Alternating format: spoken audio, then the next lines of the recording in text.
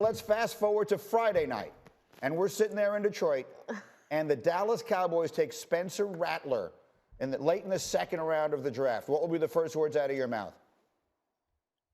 A little high for me, late second round. This is a team that has an offensive line issue. Let's face it, they got to get a Tyler Guyton from Oklahoma and a Marius Mims from Georgia in the first round. They could double it up and get a Zach Frazier, center from West Virginia.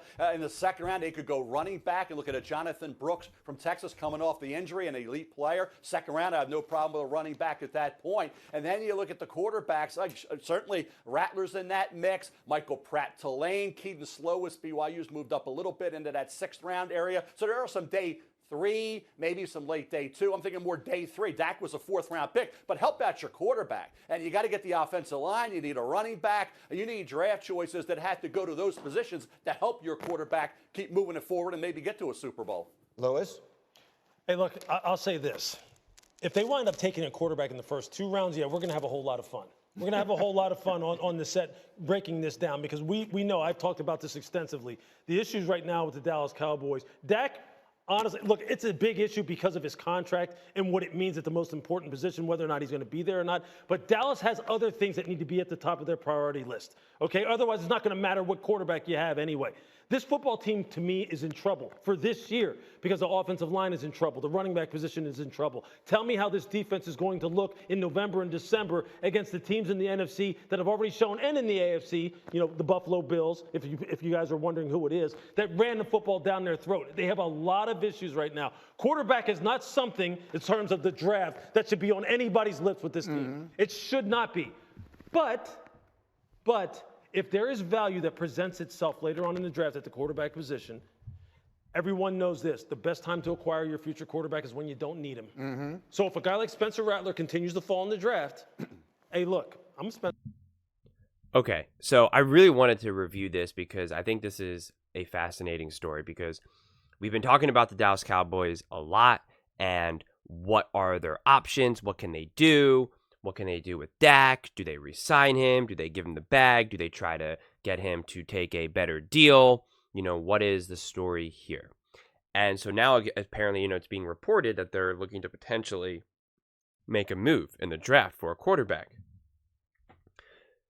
To me, this whole thing is just highlighting the Cowboys are just completely out of control right now. Specifically because of what Jerry Jones said about being all in. How he said, we're all in. And then he backpedaled and said, no, we're all in on the players. And now you're going to say, well, we're going to potentially let Dak walk and draft another player, another quarterback. And so to me, what this says to me is the Cowboys don't have a plan. Now, I'm all for changing your plan when you realize maybe something is not what you want it to be, right? You got to adapt, and I'm okay with that. But at this point, I think Jerry Jones is essentially getting high on his own supply because they've had, success drafting in the past. They've had success getting a 4th round, no name, relatively speaking, quarterback, Dak Prescott. And they're just like, well, we can do it again and again and again. And that's why they don't make these big free agency moves because they believe in their ability to draft players. And it really hinders them significantly. They don't make these big moves because they're like, well, this is the team that we drafted. They're good enough. But yet they always prove not to be good enough. And so if you're going to draft another quarterback, yes, you have the benefit. If you could get a quarterback that is like 90% of Dak and pay him nothing, essentially, right? Rookie deal. Then you can set your team up for success. But here's the deal. We talk about how in order to win in the NFL, you need to either have an elite quarterback or a pretty good quarterback on a rookie deal. And then you're able to stack the roster. But we keep leaving out the importance of an elite offensive head coach. Because that's when that works. We love to point to Shanahan to the 49ers, but we don't seem to acknowledge how crucial Shanahan is into that formula. Because do you think if Mike McCarthy was the head coach of the 49ers, he was getting to the Super Bowl with Jimmy Garoppolo? Or getting to the Super Bowl with Brock Purdy? Because I don't think so. So if you want to move on from Dak, which I'm not necessarily opposed to, and I'm not in the business of evaluating, college players and seeing how well they're going to do in pros. I mean, the experts of the experts of the experts of that have like a 30% success rate. It's a total crapshoot. So I'm not going to think that I all of a sudden know more than these guys who are actually genuinely pouring all over the tape, all over the data, all over everything. So I'm not even going to take a stab at that. But what I would do is I would want to get my coach locked in first. I would have never ran this back with Mike McCarthy, because Mike McCarthy is clearly not him, although I think he's competent. And I think if maybe you had an elite quarterback, Mike McCarthy would be okay. Like, I'd rather have Mike McCarthy over Sean McDermott with the Buffalo Bills. And I bet you Mike McCarthy could win a Super Bowl with a Josh Allen or with a Patrick Mahomes. And we know this to be true because he did it with Aaron Rodgers. But he's not winning 3 Super Bowls with Patrick Mahomes. That's Andy Reid's DNA. So I would do everything I can to get that elite head coach. And then I would ask him. You give it up to the actual offensive genius and say, you evaluate Dak. Can you win with Dak, or do you want to move on from Dak? Because it was Andy Reid's decision to move on from Alex Smith and go out and get Patrick Mahomes. It was Sean McVay's decision to move on from Jared Goff and go get Matthew Stafford. It was Shanahan's decision to move on from Jimmy Garoppolo for Purdy. And guess what? He didn't want Trey Lance, yet they forced him, and that ended up being obviously the wrong decision. So these great offensive-minded head coaches, coordinators, you have to trust them. You have, at this point, when you are an owner or a GM, part of your job is to trust the people that you hire. And so maybe if you really do have a better coach, they could say, okay, you know what? The truth is Dak Prescott is a pretty good quarterback, but he's never really had the opportunity to have that elite OC or that elite offensive head coach, which may or may not be true. But I think there is a legitimate argument for that.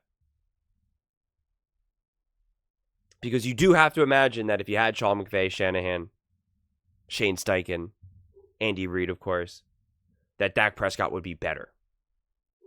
And so if you think that you're going to be able to just stack your roster and just have a pretty good quarterback on a rookie deal, that's all well and good, but don't expect you to now suddenly start winning, NFC championship games and going to the Super Bowl until you get that head coach in place.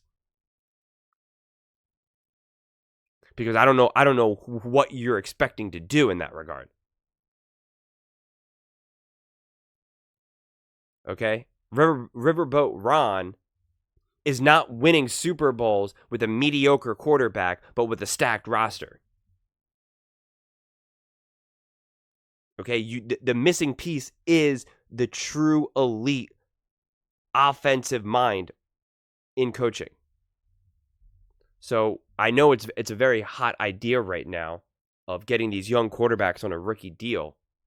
It only works when you have the offensive coach in place who actually knows how to maximize these pieces, how to make that average quarterback on that rookie deal comfortable. Because it is both an art and a science. Because we've seen average quarterbacks with not so great offensive coaches or a defensive head coach, and they don't play so well. And then we see what happens when you have a brilliant offensive mind. And then you have a Shane Steichen with a backup quarterback able to just almost make the playoffs with Gardner Minshew. Any of the good offensive coaches who had to now deal with backup quarterbacks this past season, they all played pretty darn well. And the defensive coaches, namely a Bill Belichick, couldn't do anything. I mean, truly could do nothing. Whether it was Bailey Zappi or Mac Jones or whoever.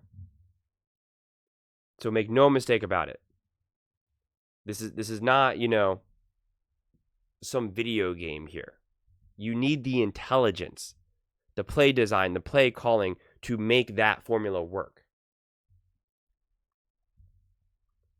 So if you're going to move on from Dak, you better be sure that you know exactly what you're doing. And see if there is a conversation to be had with Dak. If he is willing to take less. I'm sure they are, because I'm sure they would prefer to have Dak just take less. But if that's not possible, I don't think it's such a bad move to move on from him, because as I just said yesterday, whatever you're doing right now is clearly not working. So take a big swing. But part of that swing is locking down the coach. And if you're going to move on from your quarterback, it's a lot better to do that when you have your head coach in place. Because now you're going to draft potentially a quarterback, move on from Dak going into next season, not this coming season, but the following season. And then you're going to hire a coach, and then that coach might be like, all right, I'm glad you hired, you drafted, Bill Johnson over here, but like, win with this guy.